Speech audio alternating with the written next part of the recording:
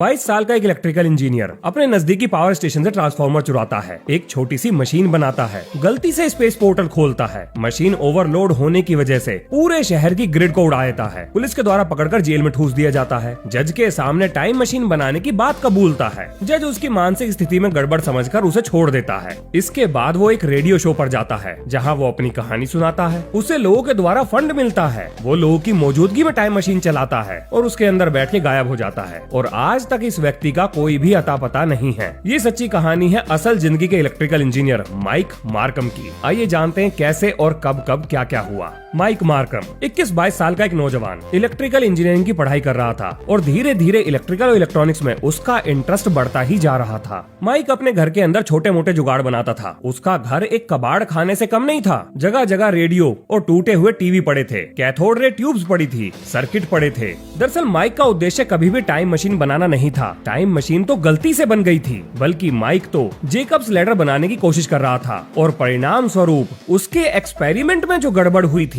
उसकी वजह से कि स्पेस पोर्टल खुल जाता है। चलो शुरू से बताता हूँ। अब क्योंकि माइक इलेक्ट्रिकल इंजीनियरिंग पढ़ रहा था तो बिना ट्रांसफार्मर के तो इलेक्ट्रिसिटी पूरी नहीं होती। तो जाहिर सी बात है माइक भी ट्रांसफार्मर से जुड़े हुए एक्सपेरिमेंट कर रहा था। जैसा कि आप जानते हो कि ट्रांसफार्मर वोल्टेज को स्टेप अप और स्टेप डाउन करने के लिए इस्तेमाल किए जाते हैं। तो जेकब लैडर भी एक सिंपल सा डिवाइस है जो ट्रांसफार्मर के ऊपर लगाया जाता है, जिसमें 2 एंटीना निकले होते हैं। अब इन दोनों एंटीना में से एक एंटीना में बहुत ज्यादा मात्रा में इलेक्ट्रॉन्स भर दिए जाते हैं। अब ये इलेक्ट्रॉन्स एक दूसरे से दूर जाना चाहते हैं, इसीलिए बराबर में रखे हुए तार पर जंप करते हैं और जब ये जंप करते हैं तो एक आर्क दिखाई देता है। अब क्योंकि इनके जंप की वजह से आसपास की हवा आयोनाइज हो जाती है तो ये तेज रोशनी इसके आसपास की हवा का तापमान भी बढ़ा देती है। और आप तो जानते ही हो गर्म हवा ऊपर की तरफ बढ़ती है, तो जैसे जैसे ये गर्म हवा ऊपर की तरफ बढ़ती है हमें आर्क भी ऊपर की तरफ जाती हुई दिखाई देती है। बस यही है जेकब्स लैडर। घर में बनाया जा सकता है, बहुत आसान है, पर बिना प्रॉपर नॉलेज के मत बनाना, नहीं तो शरीर के सारे तार बज पड़ेंगे। हाई वोल्टेज पे काम करने वाला जुगाड़ है, गलती से कोई गलत तार छू लिया तो शरीर के सारे फ्यूज उड़ जाएंगे। अब देखो क्योंकि ये जुगाड़ पहले भी बनाया जा चुका था और कभी भी इस जुगाड़ से टाइम ट्रेवल नहीं हुआ था, तो इसका मतलब माइक ने इसमें कुछ और चेंजेस किए थे, जिन चेंजेस की वजह से ही सारी गड़बड़ हुई थी। आखिर वो चेंजेस क्या थे और माइक ने क्यों किए और कैसे किए, आइए अब ये जानते हैं। देखो मार्केट में बच्चों के खेलने के लिए जो जेकब लैडर आते हैं, और बच्चों से मेरा मतलब है छोटे इलेक्ट्रिकल इंजीनियर जो अभी अभी नए नए कॉलेज पहुँचे हैं, उन्हें जेकब लैडर खेलने को मिलता है। कॉलेज में मिलता है, हमारे में तो था, आपके में नहीं है। ये तो धोखा हो गया। चलो छोड़ो, आगे चलते हैं। अब देखो माइक जो जेकब लैडर बना रहा था उसका साइज थोड़ा सा बड़ा था, यानी उसे चाहिए था एक बड़ा ट्रांसफार्मर। बोले तो वो ट्रांसफार्मर होते हैं ना जो पूरे घर की वोल्टेज को कंट्रोल करते हैं। अरे वो लगाए जाते हैं ना, मीटर के पास लगाते हैं बड़े बड़े ट्रांसफार्मर। ओ सॉरी, उसे ट्रांसफार्मर नहीं वोल्टेज रेगुलेटर कहते हैं। उसके अंदर जो ट्रांसफार्मर लगा होता है, और मैं बड़े वोल्टेज रेगुलेटर की बात कर रहा हूँ, छोटे मोटे नहीं, एसी वाला मत समझना, बड़ा वाला। तो कम से कम इतना बड़ा ट्रांसफार्मर तो चाहिए था। अब जनाब के पास इतना बड़ा ट्रांसफार्मर तो था नहीं, तो भाई साहब इलेक्ट्रिकल इंजीनियरिंग किस दिन काम आएगी। ट्रांसफार्मर नहीं है तो बना लो खुद का, सिंपल सी कंस्ट्रक्शन है। तो जनाब ने एक कोर का जुगाड़ किया, एक साइड कॉपर के टर्न लगाए और दूसरी साइड पे टर्न्स को बढ़ा दिया, यानी कि स्टेप अप ट्रांसफार्मर तैयार। और ये कैसे बनता है अगर ये जानना है तो मेरी ट्रांसफार्मर वाली वीडियो देख लेना, अच्छे समझ में आ जाएगा। तो जो ट्रांसफार्मर बन के तैयार हो गया, अब चाहिए थे एंटीना। तो एंटीना बनाने के लिए जेकब ने जो लोहे वाले हैंगर होते हैं उसका तार खोल के सीधा करके 2 एंटीना बना के तैयार कर लिए। और अब आती है सबसे बड़ी समस्या, ये जो दोनों एंटीने के बीच में आर्क बनेगी ये अपने आप तो ना बनने वाली थी, क्योंकि इसको बनाने के लिए दोनों तार को एक दूसरे के पास लाना था और फिर बाद में दूर करना था। अब ये आप कैसे करोगे, हाथों से? इतना रिस्क नहीं लेना चाहिए। ये थी पहली समस्या। दूसरी समस्या, अगर कमरे के अंदर एयर प्रेशर बदलता है तो ये जुगाड़ काम नहीं करेगा। अगर एयर टेम्परेचर बदलता है तो भी ये जुगाड़ काम नहीं करेगा। अगर ह्यूमिडिटी बदल जाती है तो भी काम नहीं करेगा, या एयर की मूवमेंट बढ़ जाती है तो भी नहीं करेगा। और ये तो छोड़ दो, अगर तार के आसपास डस्ट या स्मोक आता है तो भी नहीं करने वाला था। तो कुल मिलाकर इसको आइडियल कंडीशन चाहिए थी। अब यहाँ पर माइक ने निकाला एक जुगाड़। माइक ने सोचा अगर वो लेजर का इस्तेमाल करके इन दोनों तार के आसपास की हवा को गर्म कर दे। ध्यान से सुनिएगा, गर्म हवा के केस में रेजिस्टेंस घट जाता है। अब देखो मैंने ये बात कह दी तो आप इतने भले तो होनी कि मेरी बात मान लो। कोई नहीं, सबूत देंगे भैया, मतलब लॉजिक दे देता हूँ, सबूत तो गुगली बाबा भी दे देंगे। तो सुनो ध्यान से, जब हवा गर्म होती है तो उसकी डेंसिटी घट जाएगी और जब हवा ठंडी होती है तो उसकी डेंसिटी बढ़ती है। अगर हवा की डेंसिटी कम हो गई तो इसका मतलब ये हुआ एक फिक्स जगह में में ठंडी हवा के मुकाबले एयर मॉलिक्यूल्स कम हैं और जहाँ पर एयर मॉलिक्यूल्स कम होंगे उस जगह का रेजिस्टेंस भी कम होगा, क्योंकि ये हवा ही तो है जो दोनों तारों के बीच में रेजिस्टेंस बना रही है। तो एक बार हवा हल्की हो जाए रेजिस्टेंस भी घट जाएगा, यानी जेकब लैडर को चलने में आसानी हो जाएगी। अब माइक ने क्या किया, एक लेजर की मदद से दोनों तारों के बीच की हवा को गर्म कर दिया और उसका जेकब लैडर चल पड़ा। वैसे माइक को लेजर कहाँ से मिला होगा? हाँ, ये सवाल भी सही है। देखो, मैंने बताया था ना कि माइक के घर में दुनिया भर का कूड़ा पड़ा था, इलेक्ट्रॉनिक कूड़ा। हाँ, तो उसने क्या काम करा, घर में पड़े हुए सीडी प्लेयर्स में से लेजर निकाल लिया और जुगाड़ तुगाड़ लगाकर लेजर चालू कर दिया। लेकिन उसका जो जेकब लैडर था वो वैसे नहीं चला जैसा वो सोच रहा था। मतलब एक छोटी सी आर्क प्रोड्यूस हुई और उसके बाद बंद, सब बंद। मतलब माइक अपना सर खुजाने लगा कि आखिर ये हुआ क्या, क्योंकि इस जुगाड़ के पीछे उसने अपने कई दिन बर्बाद कर दिए थे। लेकिन तभी माइक की नजर पड़ती है अपने जुगाड़ के ऊपर बने हुए हवा के एक बबल पर। अब जो मैं बता रहा हूँ बहुत ध्यान से सुनिएगा, ये थोड़ा सा कंफ्यूजिंग है। मान लीजिए आप एक ट्रांसपेरेंट गिलास के आर पार देख रहे हैं, लेकिन अब वो गिलास डिस्टॉर्ट होने लगे। और अगर इमेजिन नहीं कर पाए हो तो ऐसे समझो, कोई तालाब है या स्विमिंग पूल है या नदी है जिसका पानी एक जगह रुका हुआ है, बिल्कुल स्थिर है, तो आपको उसमें अपनी परछाई दिखाई देगी। आप ध्यान से देखोगे तो पानी के अंदर भी देख पाओगे, अगर पानी साफ है तो। अब अगर उस पानी पर आप छोटा सा कंकड़ फेंक दो तो कंकड़ के चारों तरफ जो लहरें प्रोड्यूस होंगी वो आपकी परछाई को डिस्टॉर्ट कर देंगी। तो ठीक इसी तरह का डिस्टॉर्शन माइक को अपने जुगाड़ के ऊपर दिखने लगा। अब माइक को ऐसा लगा कि उसकी आंखें खराब हो गई हैं। उसने अपना चश्मा उतारा, साफ किया, वापस लगाया, लेकिन डिस्टॉर्शन अभी भी था। तो माइक ने एक पेच उठाया और उस डिस्टॉर्शन की तरफ फेंक दिया। पेच जैसे ही डिस्टॉर्शन के पास पहुंचा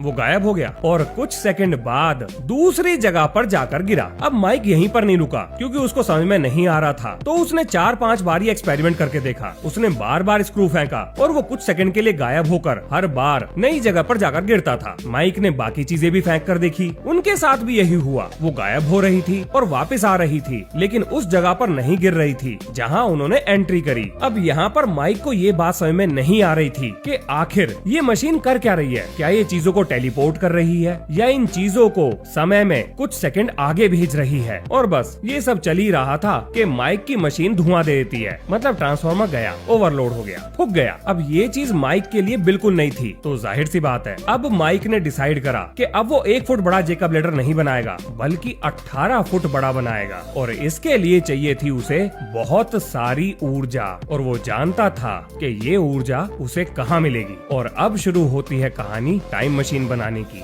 माइक ये बात जानता था कि उसके घर के बराबर में, यानी कि थोड़ी दूरी पर जो पावर स्टेशन है, वहाँ पर बहुत सारे ट्रांसफार्मर ऐसे ही जंग खा रहे हैं। तो बिजली वाले तो वैसे भी उन्हें इस्तेमाल नहीं कर रहे, क्यों ना अपने प्रोजेक्ट के लिए उन्हें उधार ले लिया जाए, मतलब उठा लिया जाए, मतलब चोरी कर लिया जाए। हाँ, आजकल चोरी को मॉडर्न लैंग्वेज में उधार लेना ही कहते हैं। जब आप किसी को बिना बताए उनका सामान वहाँ से उठा लोगे, कुछ टाइम के लिए उठा लोगे, बिना मर्जी के उठा लोगे, अपने आप को ये कहते हुए उठा लोगे कि मैं तो बस उधार ले रहा हूँ, काम होने पर वापस रख दूंगा, तो ये उधार आपकी ही नजरों में है। तो माइक ने भी यही किया। उसने एक बढ़िया सा दिन चुना, यानी कि बिल्कुल गुप अंधेरा। और क्योंकि वो ट्रांसफार्मर अपने हाथों से उठाकर तो ले जा नहीं सकता था, भारी होते हैं, तो उसने अपने दोस्तों की गाड़ियों का जुगाड़ करा। यार ये दोस्त बढ़िया है। तो जी ये लोग गाड़ी लेकर पहुंचे, ट्रांसफार्मर उठाए, गाड़ियों में डाले। मेरे ख्याल से 8-9 ट्रांसफार्मर उठाए थे जितना मैंने पढ़ा है। तो ट्रांसफार्मर उठा के माइक अपने घर में लेके आ जाता है। अब जरा आपको अंदाजे के लिए बता देता हूँ कि जब माइक ने छोटा प्रोटोटाइप बनाया था तो उसने कितना वोल्टेज बढ़ाया था। देखिए, अमेरिका में 120 या 240 के आसपास वोल्टेज मिलता है, और माइक ने अपने छोटे से जुगाड़ के लिए वोल्टेज को 20,000 वोल्ट बनाया था। ठीक है, कोई बड़ी बात नहीं है, मैनेजेबल है, घर में बन सकता है। अब आप में से कुछ लोग ये भी पूछ सकते हैं कि माइक ने चोरी क्यों करी, वो ट्रांसफार्मर खरीद भी तो सकता है। अमेरिका में ऐसी चीजें तो बड़ी आसानी से मिल जाती हैं। बात आपकी ठीक है, लेकिन भाई साहब पैसा कौन खर्च करेगा जब जेब में ना हो चवन्नी और खर्चा हो रुपया, तो कैसे करोगे। तो यही समस्या माइक के सामने भी थी। पैसे उसके पास थे नहीं और खर्चा था बहुत बड़ा, तो बंदा उठा लेता है, ट्रांसफार्मर उठा लेता है, जो कि बेकार ही बड़े थे। अब दिन रात काम करके 4-5 दिन लगाकर माइक अपने जुगाड़ को तैयार कर लेता है। बड़े बड़े एंटीना, बड़े बड़े ट्रांसफार्मर, सेंसर, सारे एक दूसरे से जुड़े हुए और चकाचक नई लेजर। ये सारी चीज तैयार करने के बाद जैसे ही माइक अपनी मशीन को चालू करता है, स्पार्क प्रोड्यूस होता है, आवाज आती है और सब बंद, बिल्कुल अंधेरा। माइक को ऐसा लगता है कि उसने अपना मेन स्विच उड़ा दिया, तो वो टॉर्च लेकर उसे ठीक करने जाता है, पर देखता है कि जो स्ट्रीट लाइट हैं वो भी बंद है। फिर वो ये भी देखता है कि अड़ोस पड़ोस के घरों में भी लाइट नहीं आ रही थी। फिर वो बाहर निकल कर देखता है कि उसने पूरे शहर की लाइट उड़ा दी थी, उसने सब स्टेशन उड़ा दिया था। भाई साहब यही गड़बड़ हो गई। और आप तो जानते ही हो, पड़ोसी हर देश में एक जैसे होते हैं। तो किसी पड़ोसी ने फोन कर दिया कि मेरे पड़ोस में एक पागल आदमी अपने घर में बिजली के साथ कुछ कर रहा है और उसकी ऊट पटांग हरकतों की वजह से पूरे शहर की लाइट गई है। भैया पुलिस धमक पड़ती है, घर में ऊट पटांग सामान देखती है, चोरी के ट्रांसफार्मर देखती है जो खंभों पे लगे होते हैं, माइक से सवाल जवाब करती है, बेटा कहाँ से लाए हो ये? माइक आराम से ही अंकल जी वो साइड में वो सब स्टेशन वहाँ से उठा लिए, गलती हो गई, अब नहीं करूंगा, कोई बात नहीं बेटा, आ जाओ आ जाओ आ जाओ, होता है। मुंशी जी जरा रजिस्टर में एंट्री करो जनाब की, हमारे थाने में अगले आइंस्टाइन आए हैं। भाई साहब माइक मार्कम को पकड़कर पुलिस जेल में ठूस देती है, केस रजिस्टर हो जाता है, जज के सामने जाता है, जज पूछता है बेटा ओ बेटा ये क्या किए हो, चोरी काहे किए हो? भैया माइक जो है सीधा सीधा सब कुछ बता देता है। अंकल जी मैं इलेक्ट्रिकल इंजीनियरिंग का छात्र हूँ, इलेक्ट्रिसिटी के एक्सपेरिमेंट कर रहा था, मैंने एक छोटा सा टाइम मशीन बनाया और बड़ा टाइम मशीन बनाने के लिए मुझे ट्रांसफार्मर की जरूरत थी, तो मैंने बिना किसी से पूछे उधार ले लिया और बड़ी टाइम मशीन बनाने के चक्कर में गलती से ग्रिड उड़ा दिया। जज सोचता है बालक के दिमाग में पढ़ाई का ज्यादा ही स्ट्रेस है, ये बहकी बहकी बातें कर रहा है, इसको जेल में डालेंगे तो करियर खराब हो जाएगा, एक अच्छा नागरिक भी चला जाएगा, नुकसान तो वैसे भी इंश्योरेंस कंपनी को भरना है, तो चलो वार्निंग देके छोड़ देते हैं। बेटा माइक दोबारा ऐसा काम न करना, मन लगा के पढ़ना, जाओ तुम्हारी गलती माफ की जाती है। माइक को छोड़ दिया जाता है, लेकिन अखबार में चर्चे हो चुके थे, माइक फेमस हो चुका था और अब एंट्री होती है कहानी में Coast to Coast Art Bell की। ये है यूएस का वो फेमस रेडियो शो जहां पर ऐसे लोगों को इनवाइट किया जाता था जो ऐसी ही असाधारण घटनाओं के गवाह थे। और चिंता मत करो, माइक के असली इंटरव्यू की जो फुटेज है, मतलब फुटेज तो नहीं है, ऑडियो रिकॉर्डिंग है, उसका लिंक इसी वीडियो के डिस्क्रिप्शन में मैं आपको दे दूंगा, आप चाहे तो सुन सकते हो। सच्ची घटना है, पक्के सबूत मिलेंगे। अब माइक रेडियो शो पर पहुंच जाता है और शुरू होता है माइक से सवाल जवाब का सिलसिला। तो माइक के इंट्रोडक्शन के बाद जिस मेन सवाल पर सबसे ज्यादा लोगों का ध्यान गया वो ये था कि माइक ने जब ट्रांसफार्मर चुराकर टाइम मशीन बनाई और स्पार्क प्रोड्यूस हुआ, ब्लैकआउट होने से पहले जो स्पार्क प्रोड्यूस हुआ, क्या उसके बाद कोई स्पेस पोर्टल खुला? तो उसका जवाब था हाँ बिल्कुल खुला। और माइक के दोस्त इस बात के गवाह थे, उन्होंने उस पोर्टल में बहुत सारी चीजें फेंक कर देखी, थोड़ा सा फर्नीचर भी फेंक दिया और वो सारी चीजें उस पोर्टल के अंदर जाकर गायब हो रही थी और थोड़े समय बाद थोड़ी दूरी पर अपने आप आकर गिर रही थी, यानी कि माइक की मशीन काम कर चुकी थी। और इसके बाद जब माइक को पकड़कर जज के सामने पेश किया जाता है तो जज उसकी मेंटल स्थिति को अनस्टेबल मानते हुए उसे 5 साल का प्रोबेशन देता है, मतलब उस पर नजर रखी जाएगी, लेकिन वो जेल में नहीं रहेगा और माइक को छोड़ दिया जाता है। इसके बाद आर्ट बेल कहते हैं कि माइक क्या तुम अभी भी टाइम मशीन बनाना चाहोगे? माइक कहता है बिल्कुल, पर मेरे पास पैसे नहीं है। तो आर्ट बेल कहते हैं कि अगर लोग तुम्हारी मदद करना चाहें, तुम्हें कुछ डोनेट करना चाहें, तो क्या तुम दोबारा टाइम मशीन बनाओगे? माइक कहता है बिल्कुल। और यहाँ से शुरू होती है फैन फंडिंग। बहुत से लोग ट्रांसफार्मर डोनेट करते हैं, जनरेटर डोनेट करते हैं, पैसे डोनेट करते हैं, कुछ तो अपनी जगह भी डोनेट कर देते हैं कि तुम हमारी जगह पर आकर काम कर लो। और माइक को अब वो सारी चीजें मिल चुकी थी जो टाइम मशीन बनाने के लिए चाहिए थी। अब यहाँ पर माइक एक डिसीजन लेता है कि जिन लोगों ने इस प्रोजेक्ट को बनाने में उसकी मदद की है, इसका डेमोन्स्ट्रेशन वो उन लोगों के सामने करेगा। और यही था वो पॉइंट जब माइक गायब होता है, सबके सामने से गायब होता है। माइक ने अपनी मशीन बनाकर तैयार कर ली और इस दौरान Mike Coast to Coast radio show के होस्ट मिस्टर आर्ट बेल से जुड़ा हुआ था, यानी उनके बीच में बातचीत चल रही थी। अब क्योंकि मिस्टर आर्ट बेल खुद भी इलेक्ट्रॉनिक्स के जानकार थे, तो वो माइक से कहते थे कोई गलत कदम मत उठा लेना, इस पोर्टल में कूदने की गलती मत करना। माइक ने एक बात साफ कर दी थी कि चूहों पर एक्सपेरिमेंट करने के बाद वो खुद इस पोर्टल में कूदेगा और यहाँ से नाम पड़ता है मैड मैन माइक। ये नाम आपको इंटरनेट पर मिल जाएगा, जो कि कोस्ट टू कोस्ट के होस्ट मिस्टर आर्ट बेल ने ही रखा था। आर्ट बेल को ऐसा लगता था कि इस तरह के एनर्जी वोर्टेक्स में कूदने से माइक का फ्राइड माइक बन जाएगा, मतलब बिजली उसे भून कर रख देगी। आखिर टाइम मशीन पे कौन विश्वास करेगा? तो डोनेट की हुई जगह पर माइक अपनी मशीन बनाकर तैयार करता है, चूहों पर एक्सपेरिमेंट करता है, वोर्टेक्स के अंदर चूहे भेजता है और तसल्ली होने के बाद खुद उस वोर्टेक्स में कूद जाता है और लोगों के सामने गायब हो जाता है। किसी को समझ में नहीं आता आखिर माइक गया कहाँ। मानो जैसे माइक की पूरी आइडेंटिटी ही मिट गई हो। अब आर्ट बेल को भी ये बात पता चलती है। जाहिर सी बात है वो भी शॉक हो जाते हैं कि आखिर ये सब हुआ क्या। इसके बाद माइक की आंखें खुलती हैं और वो पाता है कि वो जिस जगह से गायब हुआ था उससे 800 मील की दूरी पर एक खेत में पड़ा है। वो वहाँ से उठता है और सड़क किनारे चलते हुए लोगों से लोकेशन की जानकारी लेता है। तब उसे ये बात पता लगती है और फिर वो किसी तरह से इधर उधर से जुगाड़ करके अपने वेयर हाउस तक पहुँचता है और देखता है कि वेयर हाउस के अंदर कुछ भी नहीं था। सब गायब हो चुका था। कोई मशीन नहीं थी, एक चीज का भी सुराग नहीं था। फिर माइक एक पोस्टर देखता है। उस पोस्टर पर जो डेट लिखी थी उसे देख के उसके होश उड़ जाते हैं, क्योंकि कुछ ही सेकंड के अंदर वो समय में 2 साल आगे जा चुका था। माइक अपने घर जाता है तो पता लगता है कि जिस घर में वो रहता था उसमें अब कोई और रहता है। ये खबर आर्ट बेल को भी मिलती है तो माइक को दोबारा रेडियो शो पर बुलाते हैं और पूछते हैं कि तुम 2 साल कहाँ थे। माइक बताता है कि मैं तो सिर्फ 4-5 सेकंड के लिए ही गायब हुआ था और 2 साल बीत गए, यानी कि मैं फ्यूचर में आ चुका हूँ। अब क्योंकि कोस्ट टू कोस्ट बहुत ही पॉपुलर रेडियो शो था तो जो लोग माइक से जुड़े हुए थे वो दोबारा माइक की मदद के लिए आगे आते हैं और इस बार माइक एक फराडे केज बनाता है। अब देखो, फराडे केज एक ऐसा जुगाड़ है जो इलेक्ट्रोमैग्नेटिक वेव के लिए एक शील्ड की तरह काम करता है, यानी उसके अंदर इलेक्ट्रोमैग्नेटिक वेव किसी चीज का कुछ भी नहीं बिगाड़ सकती। तो माइक सोचता है कि इस बार वो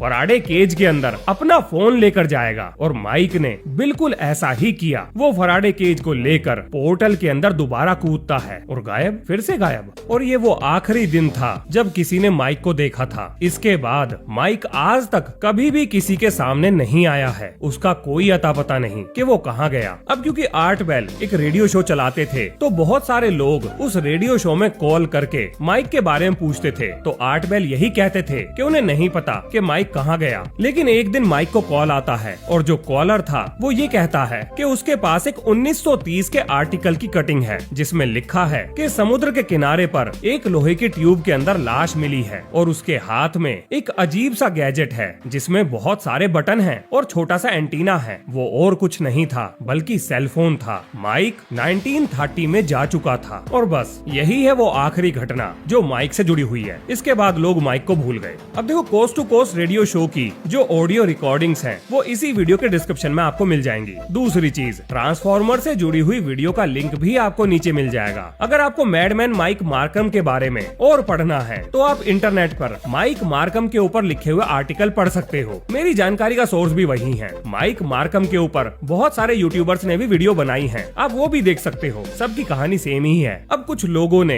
इस घटना को डीबंक करने की कोशिश भी की है, लेकिन क्योंकि माइक मार्कम एक रियल लाइफ कैरेक्टर था, एक असली इंसान था जिसके रिकॉर्ड मौजूद हैं, तो बहुत सारी चीजों को झुटलाया नहीं जा सकता। कुछ तो ऐसा था जो सच था और कुछ ऐसा है जो लोगों ने बढ़ा चढ़ाकर बता दिया। पर्सनली अगर मैं अपना पॉइंट ऑफ व्यू रखूं तो माइक मार्कम एक अच्छा स्टूडेंट था, लेकिन लोगों ने तफरीबाजी में बढ़ा चढ़ाकर माइक का मजाक बनाया और सीधा साधा बालक समाज को अपना दुश्मन समझने लगा और अपने आप को समाज से अलग कर लिया और लोगों ने इस तरह की कहानियां बना दी। वैसे जितने भी लोग माइक की टाइम मशीन के गवाह बने थे उन सबका यही कहना है कि माइक गायब हुआ था। पर देखो, थोड़ा हजम करना मुश्किल है, मेरे लिए तो पर्सनली मुश्किल है, क्योंकि इतनी विज्ञान की नॉलेज तो अपने को भी है कि ऐसी चीजें कैसे काम करती हैं। अगर पूरी समझ में ना भी आए तो भी मोटा मोटा आइडिया लगा सकता हूँ। तो सच्चाई क्या है ये किसी को नहीं पता, मतलब पूरी सच्चाई नहीं पता। क्या वो बातें सही हैं जो माइक के फेवर में कही गई हैं, या वो बातें सही हैं जो माइक को डीबंक करने के लिए कही गई हैं? दोनों में से कोई भी झूठी हो सकती है या आधा सच भी हो सकता है। आपको भी ऐसे लोग जरूर टकराए होंगे जो आपको आपके सामने तो एनकरेज करते हैं लेकिन पीछे आपका मजाक बनाते हैं। ये खुद तो लाइफ में कुछ नहीं हासिल करेंगे, लेकिन अगर कोई कर रहा होगा तो उसे भी गुमराह करने का काम करेंगे। तो ऐसे लोगों से हमेशा दूरी बनाकर रखो जो आपके आगे बढ़ने में परेशानियां पैदा कर रहे हैं। ऐसे लोगों की वजह से अपना समय बर्बाद मत करो। ये लोग आपकी लाइफ में कोई भी इम्पोर्टेंस नहीं रखते। 10 साल बाद, 20 साल बाद आपके घर के खर्चे चलाने के लिए ये लोग पैसे नहीं देंगे। सब कुछ आपको ही मैनेज करना पड़ेगा। सोच समझ कर दोस्त बनाओ। और जाने से पहले अगर इस वीडियो से मोटे मोटे 4-5 कॉन्सेप्ट निकालने हैं तो वो है ये। पहला, जेकब लैडर कैसे काम करता है। दूसरा, ट्रांसफॉर्मर कैसे काम करता है। तीसरा, फराडे केज कैसे काम करता है। और चौथा, हमेशा उन चीजों पे ध्यान दो जो आपको आगे बढ़ने में मदद कर रही हैं, क्योंकि आपको जीवन में वही मिलेगा जहां आप अपना टाइम इन्वेस्ट करेंगे। अगर आप नेगेटिव लोगों पर अपना अपना टाइम इन्वेस्ट करेंगे तो नेगेटिव लोग बढ़ते ही जाएंगे। तो इसी नोट के संग ये है इस वीडियो का अंत। मिलते हैं नेक्स्ट वीडियो में। जय हिंद, जय भारत।